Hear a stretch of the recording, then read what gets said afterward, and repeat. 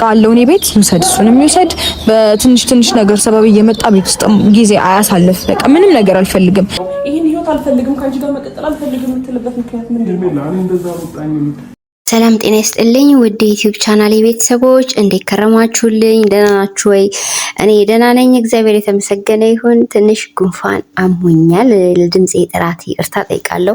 ሰሞኑን ጠፍቼ ነበር። እንግዲህ የና አብርሃምና የነሩታን ቪዲዮ ከታተላለሁ፣ ግን ቪዲዮ ለመስራት ስላልተመቸኝ የጠፋሁት። ቤተሰብ ቪዲዮን በላይክ ሼር ጀምሩ። ሰላማችሁ ብዝት ይበልልኝ። አብርሃም በጣም ነው ሲዝናና አባት የነበረው፣ እሷ ደግሞ ራሴን ላጠፋ ነው ብላ መታለች ማለት ነው። ይሄው ነው እንግዲህ ከዚህ በፊትም የተፈጸመው፣ ምንም አዲስ ነገር የለውም። ከዚህ በፊትም አንድ ጊዜ እንደዚህ ራሷን ለመጉዳት ምናምን ሞክራ ነበረ።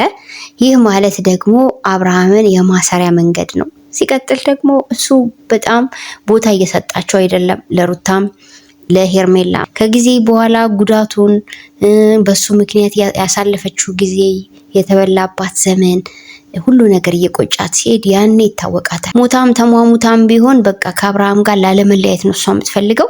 መልሳ ነው የተፋችውን የላሰችው ነው የምለው። ይቅርታ አድርጉልኝ ቤተሰብ፣ ምክንያቱም በቀደም ለታ ከአብርሃም ህይወት ወጥቻለሁ፣ ከዚህ በኋላ አንቺና አብርሃም መመለስ ከቻላችሁ ትቻለውኝ፣ የእናንተን ቦታ ከእናንተ ህይወት ወጥቻለሁ ብላ ነበር ለሩታ አይደል እያለቀሰች።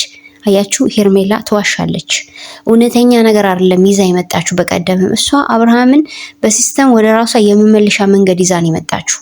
ይሄ እውነት አይደለም። በቀደምም ተመለሱ አንድ ላይ ሆኑ ምናምን ስትላቸው የነበረውና ሩታም ደግሞ እንግዲህ ቆርጣለች እንዳያችኋት። እንግዲህ ሩታ በፊትም ቆራጥ ናት እናውቃለን፣ ግን ደግሞ እልክ ነው የመለያለሳት ወደሱ ህይወት የሚመልሳት እንጂ አብርሃም ይሄን ያክል ባል ሆኖ ምርጥ የልጅ አባት ሆኖ አብረን መቀጠል እንችላለን የሚለውን ነገር ህሊናዋም የሚያስበው አይመስለኝም። ምክንያቱም ብዙ ያልሆኑ ስራዎችን ከሱ ተምራለች፣ አይታለች።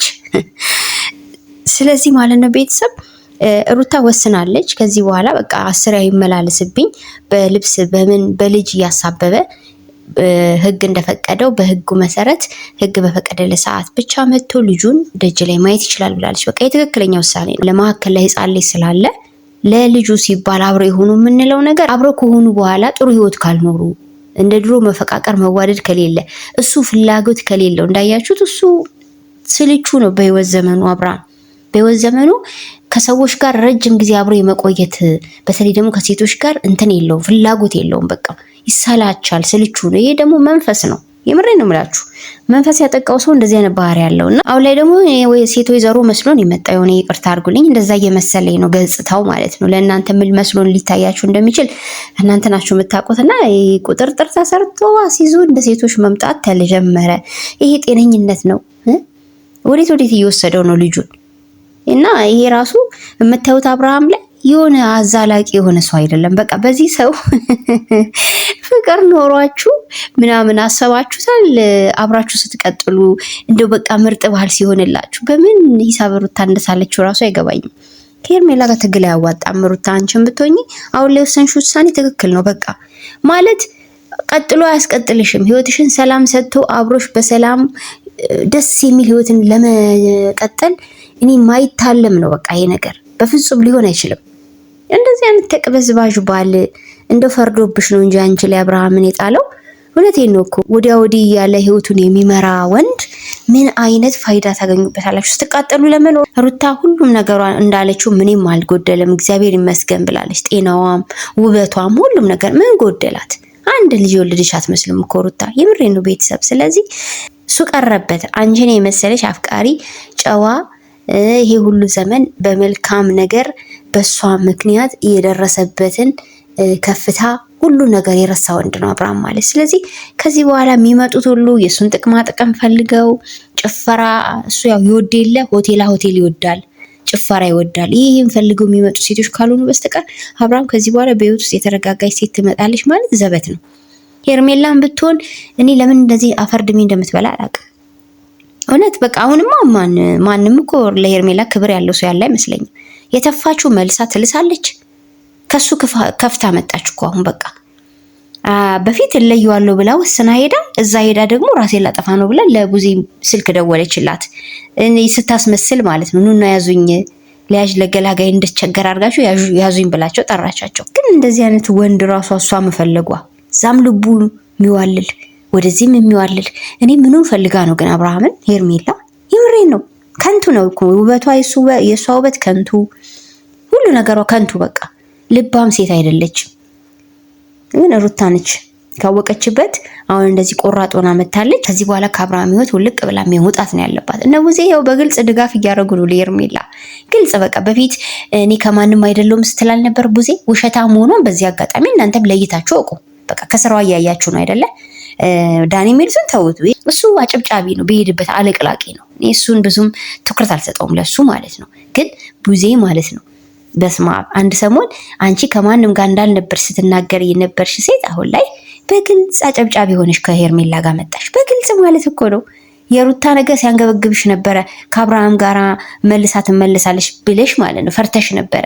አሁን ግን ሄርሜላ ከአብርሃም ህይወት ወጥቻለሁ ስትል ለቤቷ ድረስ ስትሮጪ ሄድሽ። ሲጀመር ለሄርሜላ ማስበሽ አይደለም። አንቺ ወንድምሽ ከአንዱ ነገር ጋር ወስን አድርጎ መኖር የሚችል ወንድ ስላልሆነ ለዛ ብለሽ ነው መከራ መበዩ። ታውቂዋለሽ ባህሪውን የወንድምሽን። መርጋት የሚባል ስነ ምግባር የሚባል የለውም። ያው ሩታ እንዳለችው የሴት እንባ ደስ የሚለው ወንድ ነው። እውነት ነው።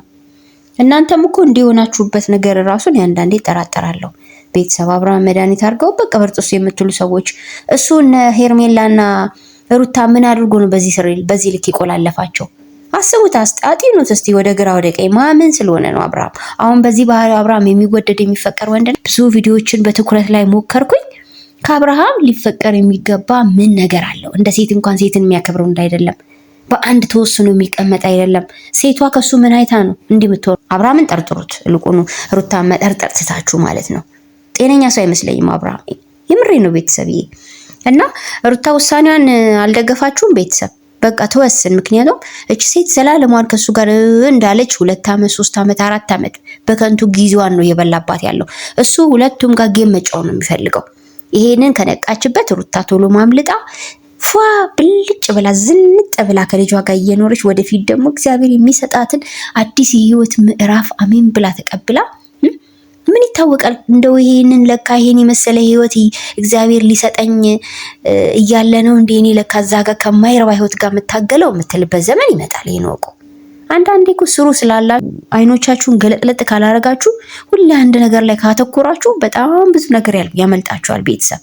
ስለዚህ ከልቡ የሚወድ ሩታን ከልቡ የሚንከባከባት ደግሞ አስገራሚ አፍቃሪ በህይወቷ ሊመጣ ይችላል። ስለዚህ ሩታ ገና ናት፣ ወጣት ናት። ከአብርሃም ከተባለ ግራ የገባው ፍጡር ጋር ግራ ተጋብታ ከምትኖር እውነቴን ነው ልጇን በስነ ስርዓት እያሳደገች ቀጣይ ህይወት ዘመኗን ደግሞ እግዚአብሔር ያዘጋጀላትን ነገር በተስፋ መጠበቅ ነው እንጂ አያስፈልግም። በቃ የአብርሃም ነገር በቃ ቤተሰብ በቃ አያስፈልግም። እኛ እኮ ለሄርሜላ እንኳን አይገባም እያልን ነው። ለውሽማው እንኳን የሚገባው እንዳይደለም አብርሃም። ሄርሜላ ማለት ለራሷ ክብር የሌላት ሴት ናት። እንዳያችኋት ክብር ቢኖራት እኮ ማለት ነው ትችዋለሁ ያለችው መልሳ እያለቀሰች አመጣም ነበረ። አያችሁ፣ እሷ መቼም ከሱ ህይወት መውጣት አይችልም። ስለዚህ ያለው አማራጭ ምንድነው? ምን ለምን አብርሃ ህዝግ የሚባል ተረት አለ። እነዛን መተው። ሲጀመር ሩታና አብርሃም አንድ ላይ ማች የሚያደርጉ አይደሉም። በአስተሳሰብ ትበልጠዋለች፣ በአመለካከት፣ በጨዋነት፣ በብዙ ነገር አብርሃምን ትበልጠዋለች ሩታ።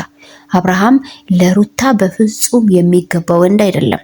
ለሄርሜላ ግን ሊገባ ይችላል። ምክንያቱም ሄርሜላ ባለትዳር ወንድ የምትፈልግ የሰው ትዳር አበጣብጣ የሰው ወንድ የምትፈልግ ሴት ስለሆነች፣ አብርሃምም ሴት አሳዳጅ ስለሆነ ማች ያደርጋሉ።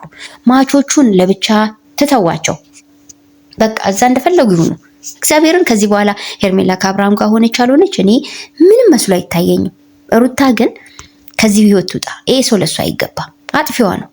አለቀ በቃ። ከዚህ በኋላ ይሄ ሁሉ 1 ዓመት ቀላል አይደለም፣ 2 ዓመት ቀላል አይደለም። ከሱ ጋር እትትት ማለት ነው። የማይገባው ከሆነ ከማይገባው ሰው ጋር ከማይመጠናት ሰው ጋር ለምን እሷ ሁልጊዜ ትሽከረከራለች? እኔ ውሳኔዋን ደግፍ ያለው የሩታን በቃ ያለው አማራጭ ይሄ ነው። ህይወቷን በአግባቡ መኖር አለባት። ልጇን በአግባቡ ማሳደግ አለባት። አብርሃም ለአባትነት እንኳን እንደው ያለ አባት እንዳያድግ ያለችው ነገር አለና ለአባትነት ክብር እንኳን የት አለው? የትኛው ማዕረጉ ነው አባት ተብሎ ክብር የሚሰጠው? በፍጹም እኮ ሩታ በፍጹም። ምን አየንበት የአባትነት ባህሪ አብርሃም? ምንም። ራሷን ስላየች እኔ ደስ ብሎኛል፣ ስላስተዋለች ደስ ብሎኛል። እና ያለን በጊዜ ሂደት የሚከሰተውን ሁሉም አቋማቸው አሁን ተለይቶ ታውቋል። ሰላማችሁ ይብዛ ቤተሰብ። ቸር ቆዩልኝ። ባይ ባይ።